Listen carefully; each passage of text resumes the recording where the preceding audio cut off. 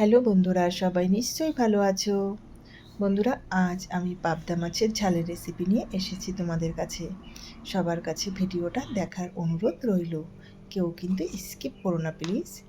আমি এখানে কিছুটা পাবদা মাছ নিয়েছি, আর এর মধ্যে হলুদ, নুন, সামান্য একটু তেলও নেব।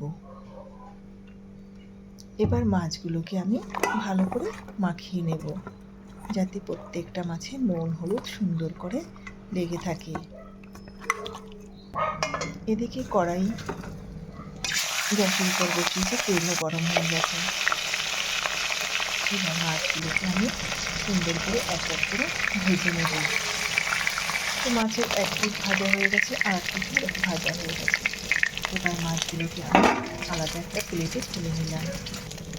আরও কিছুটা মাছ আছে, সেগুলো আমি ভেজে নেব।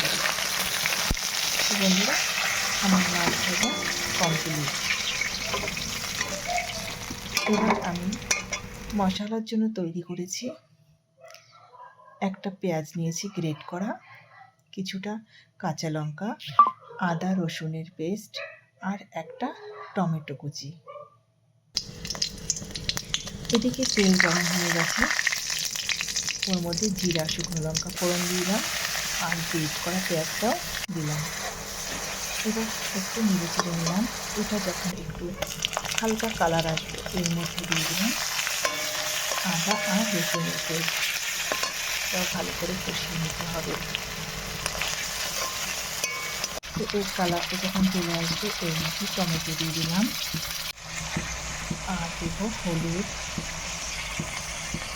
লঙ্কার গুঁড়ো, স্বাদ মতো নুন।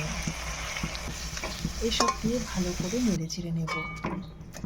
নেড়ে চেড়ে নেওয়ার পর এর মধ্যে আমি সামান্য একটু জল অ্যাড করেছি, আর এখন ঢাকনা দিয়ে ভালো করে ঢেকে দিলাম। ঢাকনাটা মাঝে মাঝে উঠিয়ে আমি একটু চেক করেছিলাম, আর তখন এবার মশলা থেকে তেলটাও ছেড়ে দিয়েছি। এবার এর মধ্যে জল দেব, খুব বেশি জল দেব না। মশলাটা ভালো করে নেড়ে চেড়ে জলের সাথে নিলাম, আর দেখো এবার ফুটে উঠেছে। এবার ভেজে রাখা মাছগুলো এক এক করে এই ঝোলের মধ্যে দিয়ে দেব। এবার একটা ঢাকনা দিয়ে আমি কিছু সময়ের জন্য ঢেকে দিলাম। আর দেখো, পাবদা মাছের ঝাল রেডি।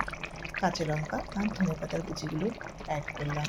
তো বন্ধুরা, আমার এই পাবদা মাছের ঝোলের রেসিপিটা তোমাদের কেমন লাগলো অবশ্যই কিন্তু বলবে।